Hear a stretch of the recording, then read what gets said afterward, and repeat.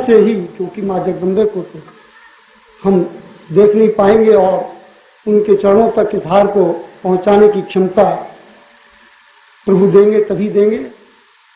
अभी तो प्रभु के माध्यम से ही वहां तक हम आप सब की ये भावना, आप सबका यह नवरात्रि पर्व सुखद सफल सिद्ध हो, इस दृष्टि से, इस भावना के साथ हम आज किसी बहन के माध्यम से ही प्रभु चरणों में, किसी साधिका के माध्यम से ही प्रभु चरणों में माँ जगदम्बे तक इन पंखुड़ियों को पहुंचाना चाहेंगे।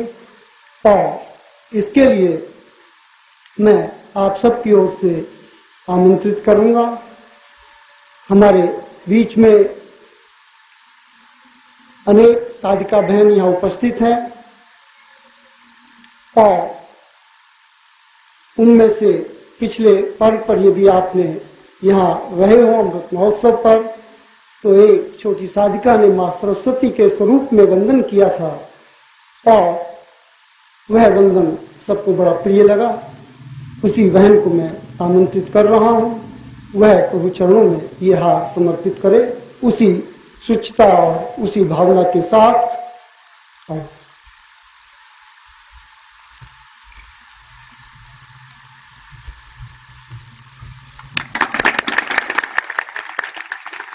बोलिए प्रेम से माँ भगवती जगदम्बे की, माँ भगवती जगदम्बे की, परम प्रभु गुरुदेव की। कुलंतम कुलकुंडली वै ज्ञातो सदान्ये वदतं वदान्य आविर्वतां पूर्वमदैव तुल्यं नरतत्वदेह वदनं भवतं सदाय। आज के सत्र का प्रारंभ में महर्षि विश्वामित्र के इस श्लोक के साथ विश्वामित्र संहिता के चतुर्थ अध्याय के प्रथम श्लोक से कर रहा हूं। और इसमें उस ऋषि ने एक आशीर्वचन कहते हुए कहा है कि हम अपने जीवन में जीवन को समझें, हम अपने जीवन में अपने मूल उत्स, मूल धारणा, मूल जीवन का सहारे को समझें। और समझें कि जीवन की पूर्णता कहाँ है। प्रारंभ करें हम इखेत्वोर जेतवा से और अंत करें ईसावास्योपनिषद से। ऐसा विश्वामित्र कह रहा है कि जीवन जीना और जीवन में जन्म लेना अपने आप में कोई महान घटना नहीं है।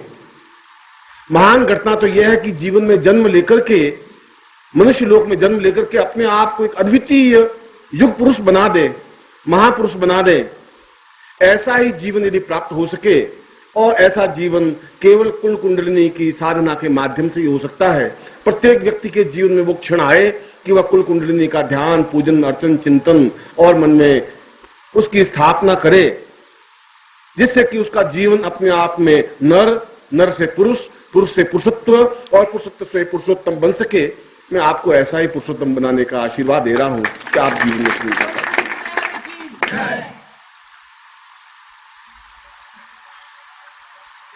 इस श्लोक में विश्वामित्र ने बहुत महत्वपूर्ण बातें कही हैं। नवरात्रि के इन 4 दिनों में मैंने आपको पाखंड की ओर नहीं खींचा, मैंने आपको शब्दों के जाल में भी नहीं उलझाया। इन 4 दिनों में मैंने आपको केवल सचेत किया है, सावधान किया है।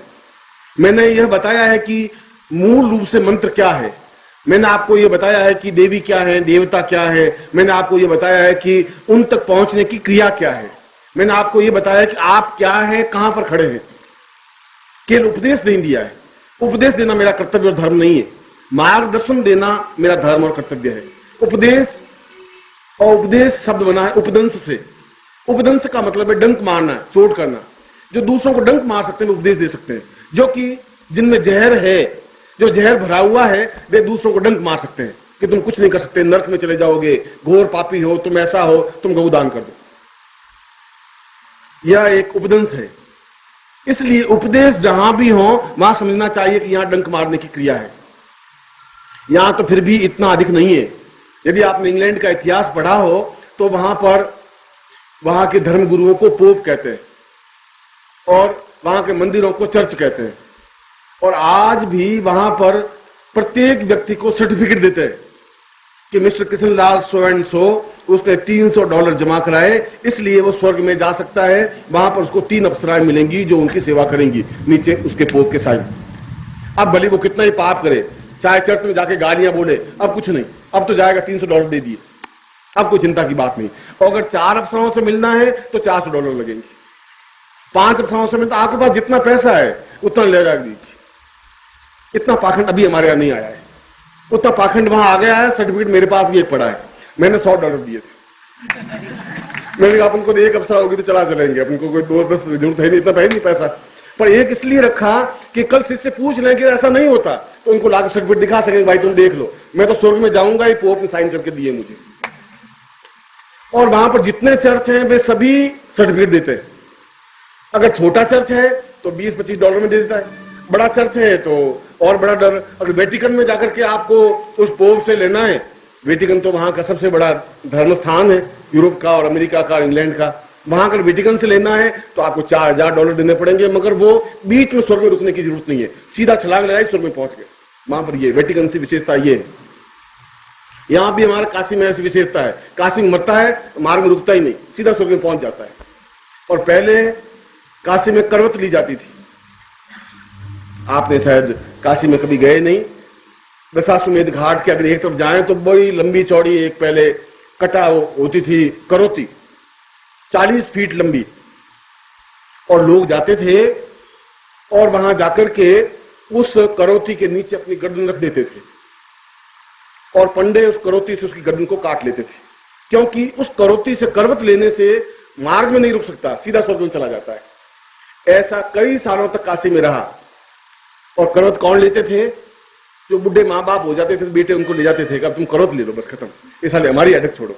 अब यूं तो मरे नहीं, पिंड छोड़े नहीं, तो सीधा काशी में जाके करवत लिवा लेते थे। तो ये उपदेश तो सब जगह चला है कि करवत में, काशी में करवत लेने से चल जाएगा। पोप में भी चला है, जैनों में भी चला है, बौद्धों में भी चला है, हिंदुओं में भी चला है। इसलिए मैंने आपको उपदेश नहीं दिया इन 5 दिनों में। एक दिन भी मैंने यही नहीं कहा कि तुम ऐसा करो ऐसा नहीं करो। मैं कह रहा हूं तुम ये हो, तुम अपने आप को पहचानो, ये तुम्हें बताया। और ये बताना मेरा धर्म था, ये मेरा कर्तव्य था, ये मेरा फर्ज था। और आज भी उस विश्वामित्र की संहिता के उस श्लोक के आपके सामने रखा है। उस श्लोक में कहा है कि जो कोई पैदा होता है वह नर है, क्योंकि पैदा होना तुम्हारे बस की बात नहीं है। पैदा होना अपने आप में कोई घटना नहीं है, तुम्हारे बस की बात नहीं थी कि तुम पैदा हो या नहीं हो, तुम नहीं रुक सकते थे, पैदा हो गए। एक प्रकृति का एक संकेत था, एक प्रकृति की लीला थी, एक पुरुष और स्त्री का एक संदेह था और तुम पैदा हो गए। यह बहुत बड़ी जीवन की घटना नहीं है। विश्वामित्र कहना यह तो एक मामूली घटना है, पर नर से पुरुष बनने की क्रिया बहुत कठिन है।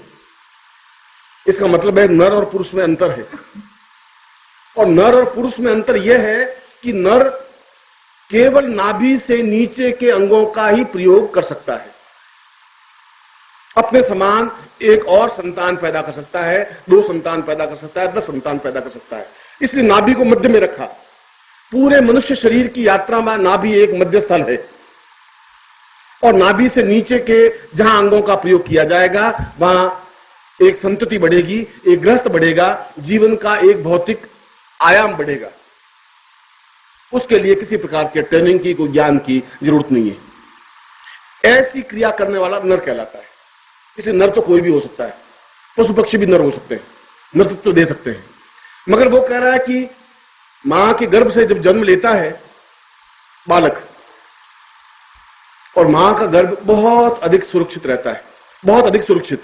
संसार में इतना आरामदायक जगह उस बालक के लिए कहीं है ही नहीं।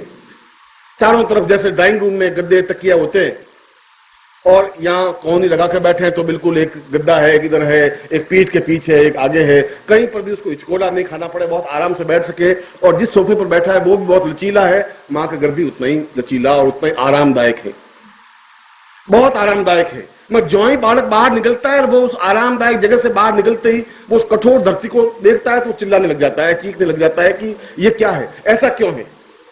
क्योंकि वहां उसको बिल्कुल दूध मिल रहा था, उसको श्वास मिल रही थी, उसको गति मिल रही थी, उसको चिंतन मिल रहा था, और मां जो कुछ क्रिया कर रही थी, जो कुछ बोल रही थी, वह सब कुछ उसको आयाम मिल रहा था। और जो माएं अपने बच्चों को, अपने गर्भ को शिक्षा नहीं दे सकती, वो नर पैदा कर सकती है। नर पैदा करने के लिए कोई बहुत बड़ी उपलब्धि की आवश्यकता नहीं है, विश्वामित्र कह रहे हैं। मगर नर के रूप में जन्म तो लिया जा सकता है, वह तुम्हारी मजबूरी है, तुम्हारे हाथ में आयाम नहीं था। मगर नर से पुरुष बनने की क्रिया तुम्हारे हाथ में है। और अगर ऐसा नहीं बने, यहां मैं नर शब्द प्रयोग कर रहा हूं तो पुरुष और स्त्री के लिए समान रूप से, कोई पुरुष का मतलब नहीं है, नर का मतलब कोई पुरुष नहीं है। नर शब्द और नारी शब्द तो एक ही है, वह स्त्रीवाचक इसलिए नारी शब्द है। नृतुत्व स नरः स नारी, जो अपने समान और पैदा कर दे उसको नर कहते हैं या नारी कहते हैं। जहां मैं नर शब्द का प्रयोग कर रहा हूं वह पुरुष के लिए भी कर रहा हूं, स्त्री के लिए भी कर रहा हूं। तो कह रहा है कि नर शब्द के, नर के रूप में जन्म लेने की अपेक्षा यह जरूरी है कि हम अपने जीवन में पुरुष बनने की क्रिया करें। नहीं कर सकते लोग, पूरी जिंदगी बीत जाती है, पूरी जिंदगी बीत जाने के बावजूद भी पुरुष बनने की और क्रिया हो ही नहीं सकती, क्योंकि उसको मालूम ही नहीं है। उसको यह मालूम नहीं नर में और पुरुष में कुछ अंतर है। अगर उनको कहें आप कौन है, मैं पुरुष हूं या मैं नर हूं, मगर विश्वामित्र कह रहे हैं दोनों में बहुत बड़ा अंतर है। इसलिए हमारे पुराणों में एक बहुत बड़ी महत्वपूर्ण घटना स्पष्ट की गई। भगवान विष्णु सो रहे हैं, विष्णु जो पालन करने वाले हैं, और जो लक्ष्मी उनके पांव दबा रही है, और उनकी नाभि से एक कमल निकला बाहर, एक कमल नाल निकली, और कमल नाल के ऊपर कमल विकसित हुआ, और उस कमल में एक ब्रह्मा उत्पन्न हुए। उस विष्णु के शरीर के और अंगों में से ब्रह्मा नहीं निकले। इसका मतलब है कि नाभि के माध्यम से हम एक ब्रह्म की सृष्टि कर सकते हैं, ब्रह्म तक पहुंच सकते हैं। यह प्रतीक है, यह एक चिंतन है। विष्णु की नाभि से निकला या नहीं निकला वह तो पौराणिक घटना है या ऐतिहासिक घटना है, मैं उस घटना के बारे में नहीं जा रहा हूं। मगर वो संकेत इस बात का है कि अगर हम नाभि को समझ लें, अगर नाभि में से कुछ उत्पत्ति स्थल पैदा कर दें, तो हम ब्रह्म तक पहुंच सकते हैं, जो कि उस पूरे वेद का प्रारंभ जहां कहते हैं इखेत वोर्जेत्वाम वा व्यवस्थदेवो वा सविता प्रार्पयतु श्रेष्ठतमाय क्रमण आपियाम। जीवन कुछ नहीं है, जीवन एक मृत्यु की ओर बढ़ने वाली क्रिया है, जहां प्रतिक्षण हम मृत्यु की ओर अग्रसर हैं। उस श्लोक का, उस मंत्र का अर्थ यह है, कुछ विशेष घटना नहीं है। आप चाहें या नहीं चाहें, आप मृत्यु की ओर बढ़ रहे हैं। आप अगर रुकना भी चाहें तो बीच में रुक नहीं सकते, आप विश्राम लेना चाहें तो विश्राम नहीं ले सकते। मगर उसी 2000 मंत्रों के बाद उस यजुर्वेद संहिता के प्रारंभ में जहां इखेत वर्जित्वा मंत्र है, पहला मंत्र है, तो अंतिम मंत्र है पूर्णमदः पूर्णमिदं पूर्णात् पूर्णमुदच्यते पूर्णस्य पूर्णमादाय पूर्णमेवावशिष्यते, और वही ईशावास्योपनिषद है। उस संहिता का 40वां अध्याय पूर्ण ईशावास्योपनिषद है। ईशावास्योपनिषद का मतलब है कि हम उस नर से पुरुष बने और पुरुष बनकर के पूर्ण बने, पूर्ण बनकर के ब्रह्म बने। ये बनने की क्रिया, ये पुरुष बनने की क्रिया कैसे, किस प्रकार से संभव है, तब उसमें स्पष्ट रूप से कहा है ईशे त्वाम साह सविता सपूर्वा स्वद्वा सुपर्णो स यजाहा। अगर तुम अपने किसी गुरु के माध्यम से, वहां गुरु का प्रयोग किया गया है, द्वा सुपर्ण हो, जिसको दोनों प्रकृतियों का ज्ञान हो। गुरु के बारे में भी उसने एक चिंतन रखा कि जिसको दोनों प्रकृति का ज्ञान हो, प्रकृति का तुम्हारे नृतत्व का ज्ञान हो, जिसको पुरुषत्व का भी ज्ञान हो, उसको ज्ञान हो कि वह पुरुष बना हुआ हो।